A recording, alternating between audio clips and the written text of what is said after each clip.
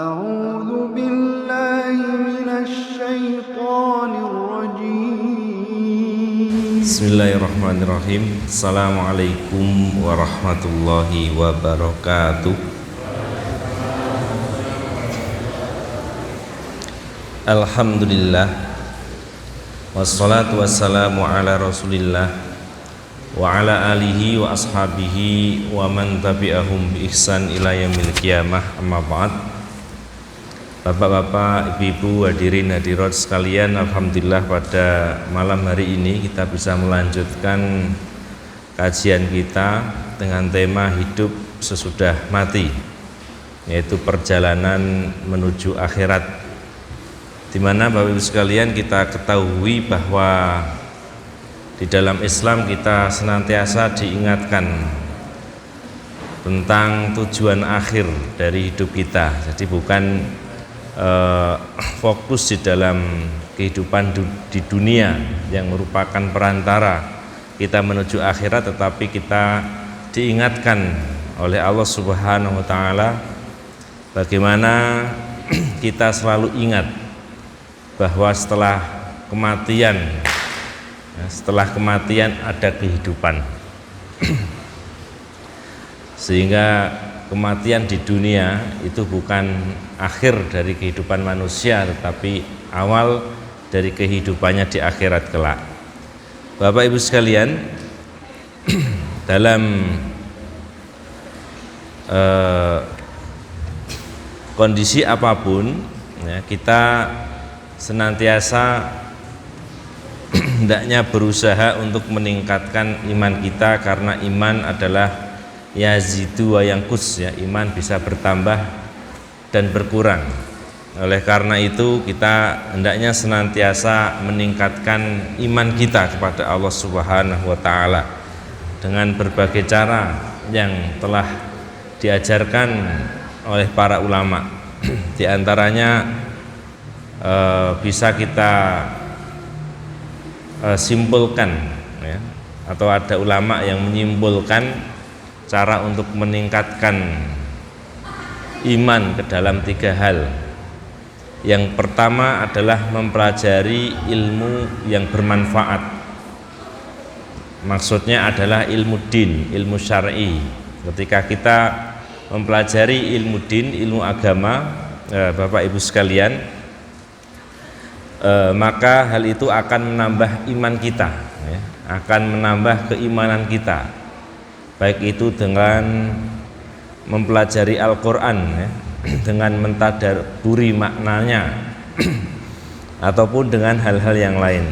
Banyak sekali dalam Islam ini ilmu yang bermanfaat, dimulai dari yang paling dasar, misalnya ilmu akidah, kemudian juga ada ilmu tentang ibadah, tentang fikih, ada ilmu tentang muamalah dan sebagainya. Nah, ini sangat penting sekali Bapak Ibu sekalian, lebih-lebih kita selalu diingatkan tentang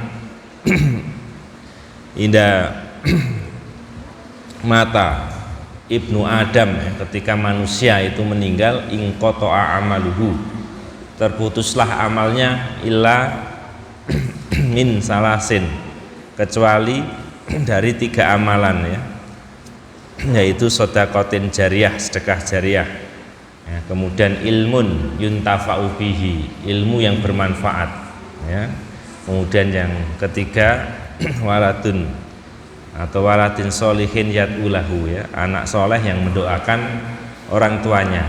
Nah, terkait poin ilmu yang bermanfaat, Bapak Ibu sekalian, kalau kita tidak mempelajarinya, maka akan kesulitan kita akan mendapatkan ilmu yang bermanfaat. Artinya ilmu yang kita amalkan dan juga kita ajarkan kepada orang lain, minimal kepada anak kita, kepada keluarga kita. Makanya pada suatu saat, Bapak Ibu sekalian, Rasulullah pernah bertanya pada para sahabat, siapakah orang yang mandul? Nah, Rasulullah bertanya kepada para sahabat, siapakah orang yang mandul? Kemudian Bapak Ibu sekalian, para sahabat tentu saja menjawab, orang yang mandul adalah orang yang tidak memiliki anak. Kemudian Rasulullah memberikan jawaban yang berbeda. Artinya jawaban para sahabat ini betul juga. Artinya secara lahiriah, secara ilmu manusia, ya memang yang disebut mandul, yang tidak punya anak, tapi Rasulullah memberi makna lain. Ya, memberi makna lain bahwa yang disebut mandul adalah orang yang punya anak, tetapi dia tidak mendapatkan pahala dari anaknya setelah dia meninggal. Nah ini, jadi dia punya anak banyak, apakah 1, 2, 3 dan sebagainya, tetapi dia tidak mendapatkan apa-apa dari anaknya ketika dia sudah meninggal. Nah makanya di sini Bapak Ibu sekalian, yang paling mendasar ilmu yang bermanfaat, ilmu agama ini yang kita ajarkan kepada anak-anak kita. Belajar membaca Al-Quran, menulis Al-Quran, menghafal Al-Quran, sholat dan sebagainya, sehingga ketika kita meninggal, ya, kemudian hal itu diamalkan atau anak kita itu mendirikan sholat, meneruskan amal-amal soleh kita, maka kita masih mendapatkan pahala dari anak kita. Kemudian yang kedua Bapak Ibu sekalian adalah dengan cara bersungguh-sungguh beramal soleh. Ya, cara meningkatkan iman, menambah iman adalah dengan cara bersungguh-sungguh beramal soleh. Nah, amal soleh ada yang sifatnya qalbiyah di dalam hati, misalnya sebelum tidur Bapak Ibu sekalian kita memaafkan semua orang yang pernah berbuat salah kepada kita atau membuat hati kita tidak enak, ya.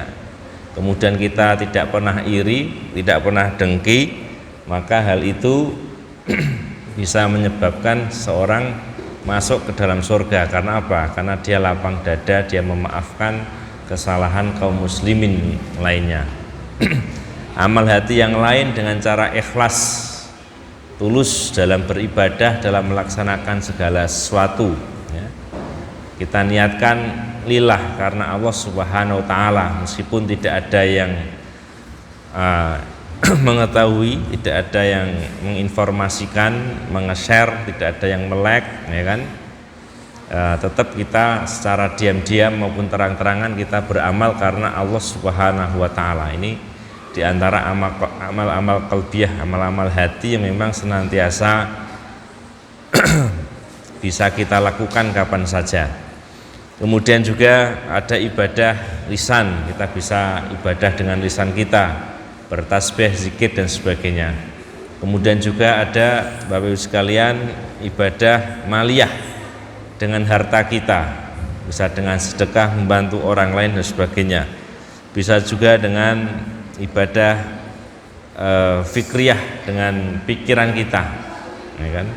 Dengan merenungi ataupun dengan memberikan ide-ide yang bermanfaat kepada orang yang membutuhkan ataupun untuk kepentingan Islam dan kaum muslimin. Kemudian yang ketiga Bapak Ibu sekalian, cara meningkatkan iman adalah dengan memikirkan tanda-tanda kekuasaan Allah lewat alam ini, ya. Kita mentadaburi, merenungi sesungguhnya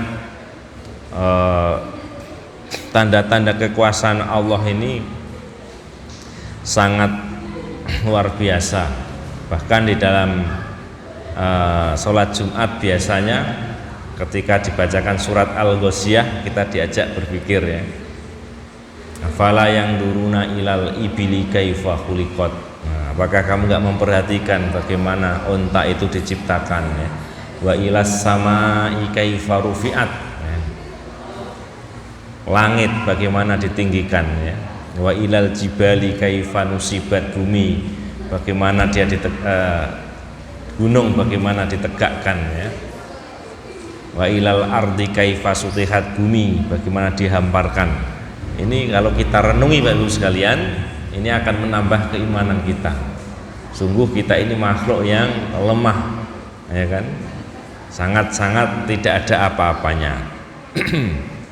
Nah itulah Bapak Ibu sekalian pentingnya kita meningkatkan iman, ya.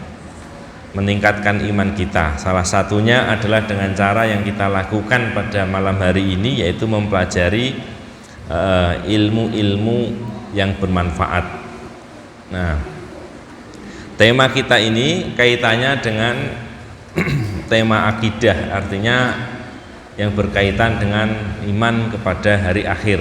Nah, di hari akhir itu ada pembahasan tentang surga, neraka, kemudian ada telaga, ada sirat dan sebagainya. Nah, melanjutkan kajian kita sebelumnya, Bapak Ibu sekalian, yang sempat berhenti beberapa saat, ya. Kita sudah sampaikan tentang telaga Rasulullah, ya. Sebelumnya mizan, kemudian penyerahan catatan amal, hisab, syafaat, padang mahsyar, hari kebangkitan, ya, sudah kita sampaikan. Kita masih ada 2 materi setelah telaga Rasulullah, yaitu sirat dan surga neraka. Bapak Ibu sekalian, sudah kita sampaikan sebelumnya di dalam hadis At-Tirmidzi, inna likulli nabiyyin haudon wa innahum yatabahawna ayyuhum aksar waridatan wa inni arju an akuna aksarahum waridatan. Setiap nabi memiliki telaga, ya, dan sungguh mereka akan berbangga-bangga. Telaga siapakah yang paling banyak didatangi? Sungguh aku berharap akulah yang paling banyak didatangi. Nah, jadi Bapak Ibu sekalian, yang memiliki telaga tidak hanya Rasulullah Shallallahu Alaihi Wasallam, tapi di sini disebutkan inna likulli nabiyyin haudon, ya, setiap nabi memiliki telaga. Nah, bedanya adalah tentang besar kecilnya, ya, besar kecilnya telaga masing-masing nabi. Nah, kemudian Bapak Ibu sekalian, telaga Rasulullah ini adalah telaga yang paling besar, ya, terbesar dan terluas. Dalam hadis-hadis yang saya sebutkan dalam buku ini, ya, disebutkan bahwa telaga Rasulullah itu jaraknya antara dalam hadis Ailah dan Aden, ya, disebutkan antara Ailah dan Aden. Nah, kita masuk pada sifat-sifat telaga Rasulullah. Ya, yang pertama, ya, banyak hadis sahih yang mengabarkan tentang sifat-sifat telaga Rasulullah, ya, baik dari segi luas, rasa, dan aroma airnya maupun jumlah gelas-gelasnya. Yang pertama adalah hadis dari Abdullah bin Amr. Dia menuturkan bahwa Rasulullah bersabda, menjelaskan ciri-ciri telaga beliau, telagaku itu sepanjang perjalanan sebulan dan sudut-sudutnya sama, artinya segi 4, ya, sudut-sudutnya sama. Airnya lebih putih dari susu, aromanya lebih harum dari kasturi, dan pundi-pundinya bagai bintang-bintang di langit. Siapa yang minum dari telaga itu tidak akan haus selamanya. Nah, ini Bapak Ibu sekalian, ini menjelaskan, ya, bahwa telaga Rasulullah itu panjang dan lebar, sudut-sudutnya sama, kemudian airnya lebih putih daripada susu yang kita lihat itu, ya, itu kan sudah putih tapi lebih putih. Kemudian aromanya lebih harum dari minyak kasturi. Nah, dari minyak yang paling wangi istilahnya di dunia, itu lebih wangi aromanya. Kemudian pundi-pundinya, atau disebutkan juga gelas-gelasnya yang digunakan untuk minum itu bagai bintang-bintang di langit, atau dalam hadis lain jumlahnya lebih banyak daripada bintang-bintang yang di langit. Kalau kita melihat bintang, Bapak Ibu sekalian, itu sudah banyak. Nah, tapi lebih banyak lagi, ya, lebih banyak lagi gelas-gelas di telaga Al-Kautsar. Kemudian Bapak Ibu sekalian, hadis yang kedua dari Abu Hurairah. Ini beliau menuturkan bahwa Rasulullah bersabda, ya,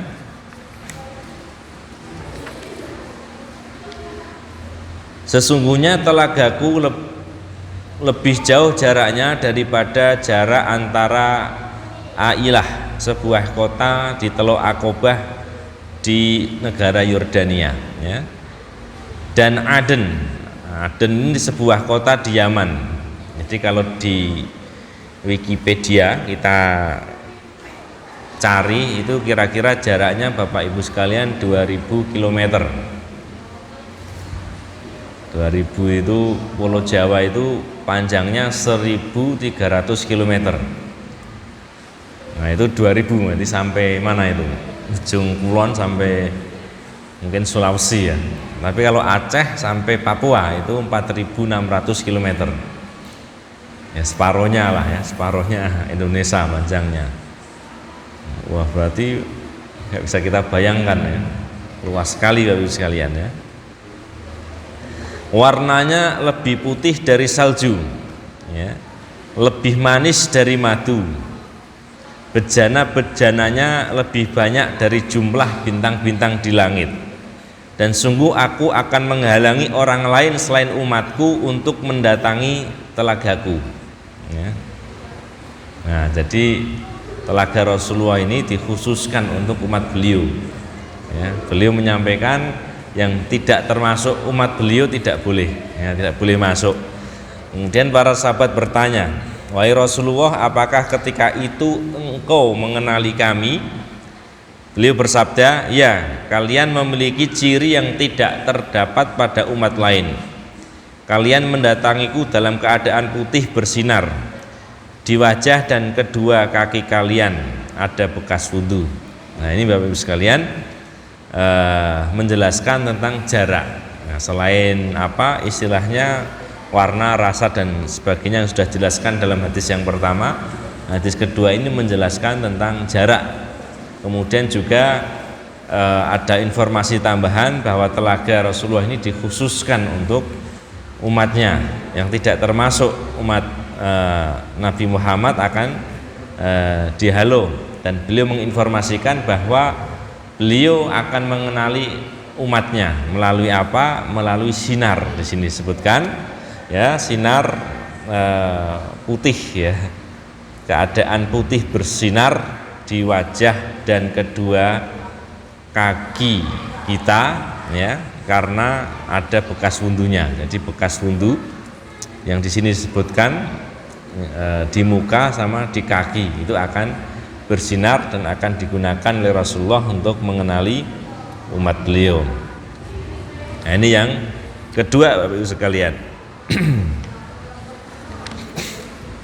Kemudian hadis yang ketiga dari Sauban, beliau menceritakan bahwa Rasulullah ditanya tentang telaga beliau.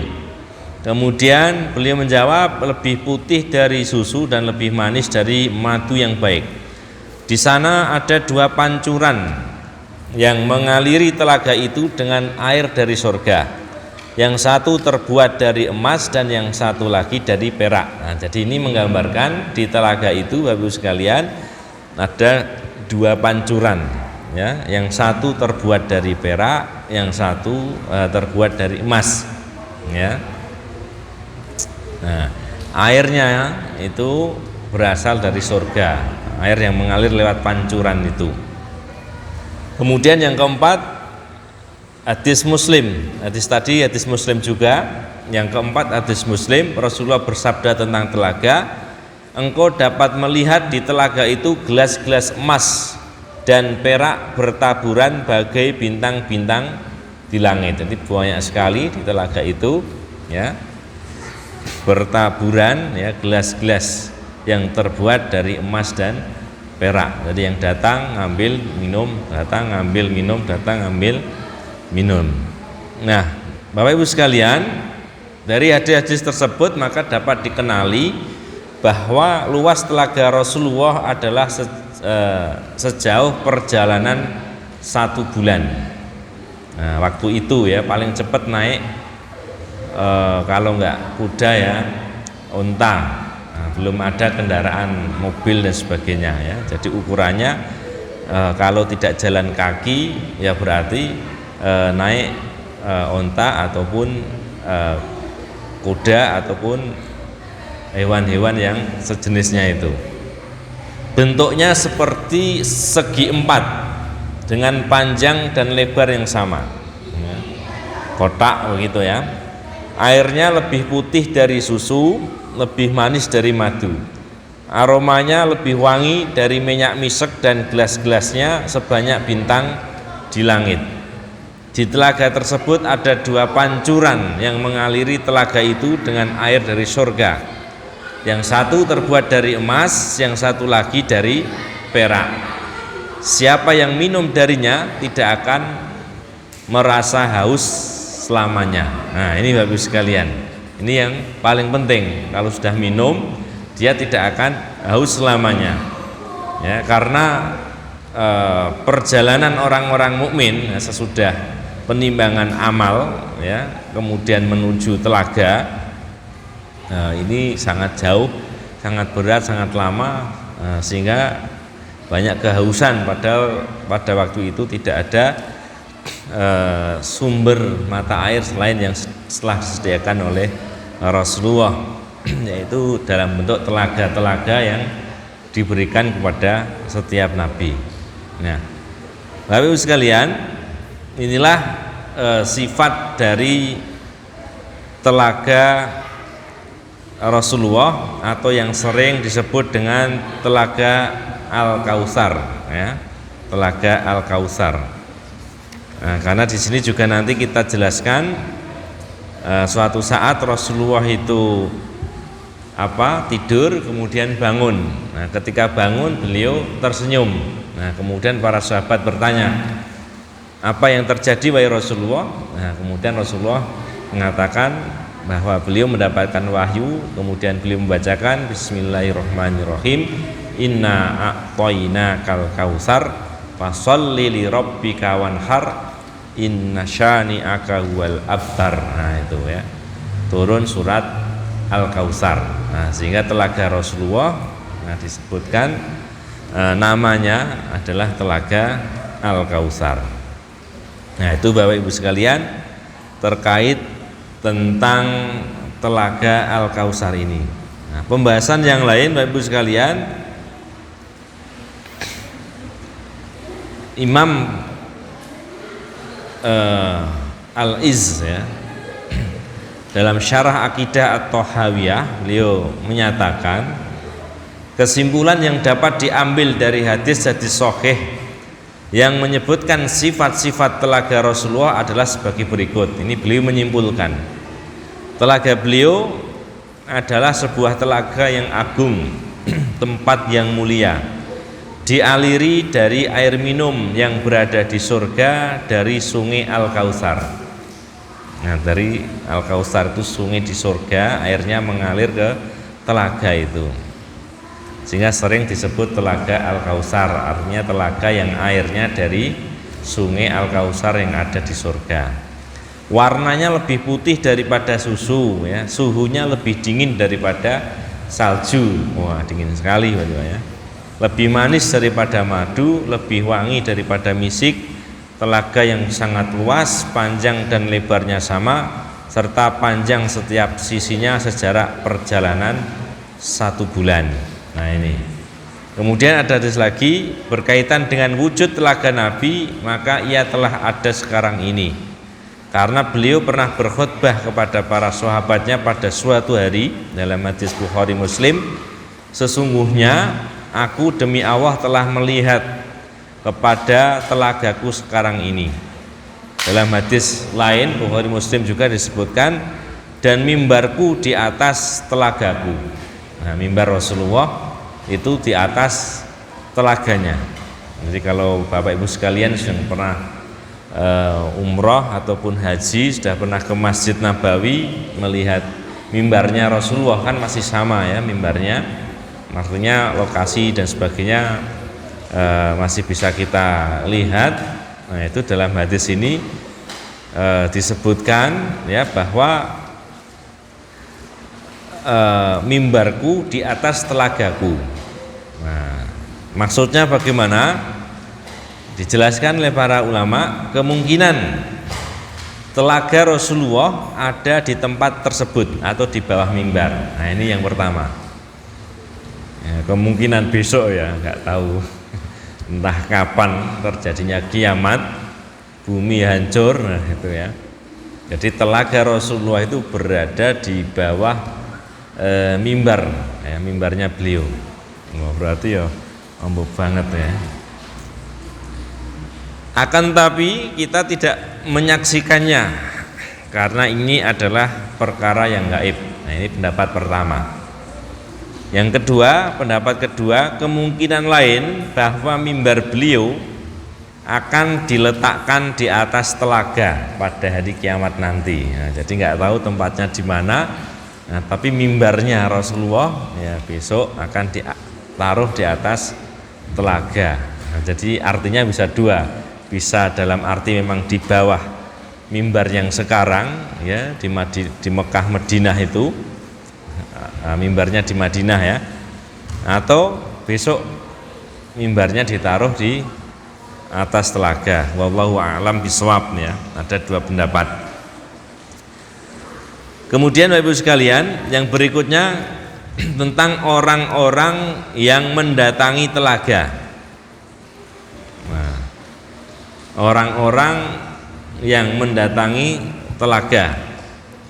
Di dalam hadis Ahmad yang panjang saya bacakan, Rasulullah bersabda, sesungguhnya lebar telagaku dari Aden hingga Oman al-Balqa, airnya lebih putih dari air susu, lebih manis dari madu, gelas-gelasnya sebanyak jumlah bintang-bintang di langit. Siapa yang minum darinya, dia tidak akan merasa haus setelahnya. Orang yang pertama kali mendatanginya ialah fuqara muhajirin. Nah ini ya, pertama yang mendatanginya adalah orang-orang fakir dari kalangan muhajirin, dari kalangan orang-orang yang hijrah ya, dari Mekah ke Madinah ya. Ya kita bisa mengenalnya yang sangat terkenal adalah apa istilahnya, orang-orang yang tinggal di masjid ya, yang apa istilahnya di sini dijelaskan, para sahabat bertanya, siapakah mereka wahai Rasulullah? Beliau menjawab, mereka adalah orang-orang yang berambut kusut, berbaju lusuh, tidak menikahi wanita-wanita dari kalangan kaya, dan tidak diizinkan masuk apabila mengetuk pintu ya. Kemudian Umar bin Abdul Aziz berkata, akan tetapi aku menikahi wanita dari kalangan yang kaya. Aku menikahi Fatimah binti Abdul Malik, yaitu Khalifah Bani Umayyah ya. Demi Allah aku tidak akan memberi minyak pada rambutku hingga kusut, dan aku tidak akan mencuci bajuku yang menempel hingga kotor. Nah, karena biar termasuk orang yang pertama mendatangi telaga Rasulullah ya, karena sifat-sifatnya seperti itu, akhirnya beliau ingin mendapatkan sebagian meskipun tidak semuanya, karena sudah terlanjur menikah dengan putri dari khalifah kan gitu ya. Karena sifatnya tadi rambutnya kusut, bajunya lusuh, tidak menikahi wanita-wanita dari kalangan kaya, dan tidak diizinkan masuk apabila mengetuk pintu. Artinya memang kondisinya tidak punya ya kan. Ini hadis Ahmad. Bapak Ibu sekalian, umat Nabi Muhammad akan mendatangi telaga Al-Kautsar, dan beliau akan menjaganya dari umat-umat yang lain ya. Beliau mengenali umatnya dari tanda-tanda yang ada pada diri mereka berupa dahi dan kaki yang bercahaya putih karena wudhu, sebagaimana yang kita jelaskan tadi. Nah, kemudian juga Bapak Ibu sekalian, kita sudah mengetahui tadi bahwa ada orang-orang yang tidak diizinkan ya, tidak diizinkan masuk atau mendatangi telaga. Nah, salah satunya adalah dalam hadis Bukhari Muslim disebutkan, sesungguhnya aku akan mendahului kalian mendatangi telaga. Benar-benar akan ada beberapa orang di antara kalian yang ditunjukkan kepadaku lalu mereka diseret menjauh dariku. Maka aku bertanya, wahai Rob, mereka adalah sahabat-sahabatku. Lalu Allah menjawab, sesungguhnya engkau tidak mengetahui apa yang mereka ada-adakan sepeninggalmu. Nah, ini menunjukkan memang ada orang-orang yang dihalau ataupun diusir dari telaga. Jadi orang yang ke telaga itu masih campur, Bapak Ibu sekalian, ada yang mukmin sejati, ada yang munafik, ya kan, ada yang murtad, itu masih dibolehkan karena mereka pernah wudhu, pernah sholat, ataupun ketika di dunia mereka menampakkan keislaman, ya tetap sholat tetapi hatinya memusuhi Islam misalnya. Nah, sehingga tetap dibolehkan ke telaga. Nah, cuma ketika sudah sampai di situ, ya akan diseleksi oleh Rasulullah. Nah, salah satunya di sini beliau benar-benar ada beberapa orang di antara kalian yang ditunjukkan kepadaku lalu mereka diseret menjauh dariku. Nah, ketika ditanya, ya, ketika Rasulullah bertanya, wahai Rabb, mereka adalah sahabat-sahabatku. Lalu Allah menjawab, sesungguhnya engkau tidak mengetahui apa yang mereka ada-adakan sepeninggalmu. Ini artinya adalah sahabat, bukan dalam arti istilah, karena secara istilah Ahlussunnah wal Jamaah yang namanya sahabat itu orang beriman yang pernah bertemu dengan Rasulullah kemudian mati dalam kondisi iman. Nah, dalam kondisi iman itu sahabat, ya. Maka kalau disebutkan sahabat-sahabatku ini, kata ulama ini menunjukkan bahwa Rasulullah tidak mengetahui apa yang terjadi setelah beliau meninggal. Nah, boleh jadi, ya, memang dulunya beriman, ya, tetapi dengan berbagai fitnah yang terjadi, banyak nabi palsu dan sebagainya, sehingga banyak yang murtad misalnya, ya, banyak yang murtad keluar dari Islam. Nah, maka secara istilah mereka tidak sahabat, tetapi secara bahasa di sini ulama menjelaskan seperti itu, ya, mereka bukan sahabat sejati dan menunjukkan bahwa Rasulullah tidak mengetahui apa yang terjadi setelah beliau meninggal. Nah, ini. Nah, jadi Bapak Ibu sekalian, orang-orang yang akan mendatangi telaga Rasulullah adalah umat beliau yang beriman kepada Allah dan Rasulullah serta yang mengikuti syariat beliau. Adapun orang-orang yang enggan dan sombong tidak mau mengikuti syariat beliau, maka mereka akan ditolak dari telaga tersebut. Nah, ini Bapak Ibu sekalian, ya, akan ditolak meskipun bisa datang, ya, tetapi ditolak oleh Rasulullah SAW. Sehingga di sini kita semua Bapak Ibu sekalian berdoa, ya, semoga Allah memudahkan kita untuk istiqomah, ya kan, di atas din ini, ya, sehingga apa? Dimudahkan untuk menuju telaga Rasulullah. Nah, ini apa istilahnya, penting sekali, karena doa yang paling banyak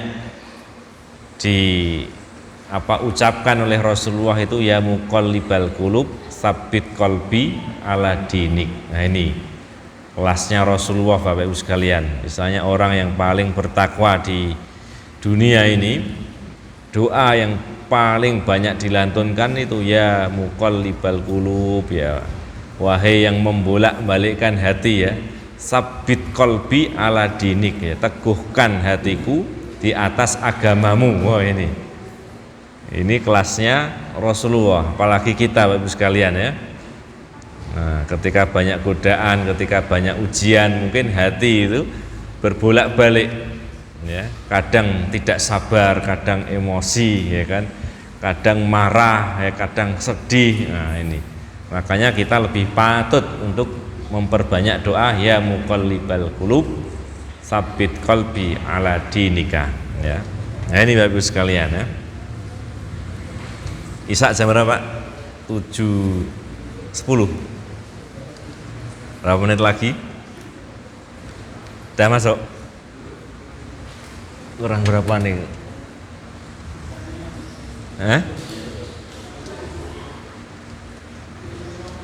5 menit lagi ya. Baik.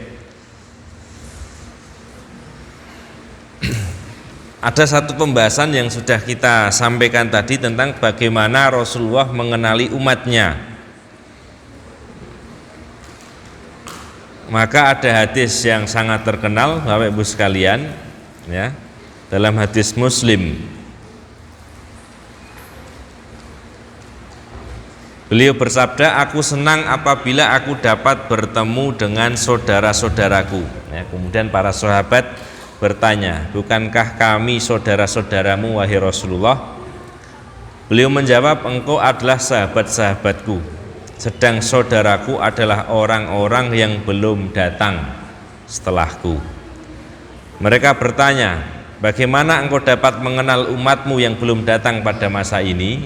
Nah, jadi orang yang pernah hidup dan beriman mati dalam kondisi iman, ya, bersama Rasulullah disebut sahabat, sedangkan umat Islam yang setelah beliau disebut di sini sebagai saudara, ikhwan bahasa Arabnya, ya, ikhwan. Nah, meskipun kadang-kadang kalau di Indonesia itu terkenal ikhwan dan akhwat, toilet ikhwan, toilet akhwat, nah, salah kaprah ya kan. Kalau di Arab itu ya bahasanya rijal dan nisa, men dan momen kan gitu ya. Jadi tidak pakai bahasa akhwat maupun ikhwan. Nah, ya lir rijal sama lin nisa. Nah, bahasanya itu. Di Indonesia aja yang aneh ya. Akhwat, ikhwan dan akhwat gitu ya. Nah, disebut ikhwan. Jadi umat Islam kita yang sudah datang setelah beliau meninggal atau hidup setelah beliau meninggal, nah itu disebut dengan ikhwan, saudara-saudaraku ya kata Rasulullah. Kemudian para sahabat bertanya, bagaimana engkau dapat mengenal umatmu yang belum datang pada masa ini? Nah, kemudian beliau bersabda, tahukah engkau seandainya ada seorang lelaki memiliki kuda yang bersinar muka, kaki dan tangannya, kemudian kuda itu berada di antara kuda-kuda hitam legam, dapatkah ia mengenali kudanya? Intinya dalam kumpulan kuda yang berwarna hitam ada kuda yang berwarna putih atau bersinar. Nah, apakah bisa mengenali? Mereka menjawab, tentu saja bisa wahai Rasulullah. Jadi Rasulullah sangat cerdas dalam memberikan ibarat, ya kan, perumpamaan ataupun menjelaskan dengan kondisi yang dialami oleh mat'unya atau oleh umatnya. Kemudian beliau bersabda, sesungguhnya umatku akan datang dengan wajah, kaki dan tangan yang bersinar karena bekas wudhu. Nah, dalam hadis ini ada tambahan kanan. Hadis-hadis sebelumnya adalah muka dan kaki, ya. Aku mendahului mereka datang ke telaga. Ingat, beberapa orang akan dihalang-halangi mendatangi telagaku, sebagaimana onta hilang yang dihalang-halangi. Aku berseru kepada mereka, kemarilah. Lalu dikatakan, sesungguhnya mereka telah mengganti ajaranmu sesudahmu. Aku berkata, semoga Allah menjauhkan mereka. Nah, poinnya adalah dalam lafal Arab, fa innahum ya'tuna gurron, ya, muhajjalina minal wudu'i, ya. Sesungguhnya mereka akan datang, ya, dalam keadaan bersinar tadi, muka, tangan dan kakinya, minal wudu'i, ya, karena bekas wudhu. Nah, makanya Bapak Ibu sekalian, kita bersyukur ada ajaran wudhu. Jadi wudhu ini tidak hanya bermanfaat di dunia, ya, tetapi juga bermanfaat di akhirat kelak.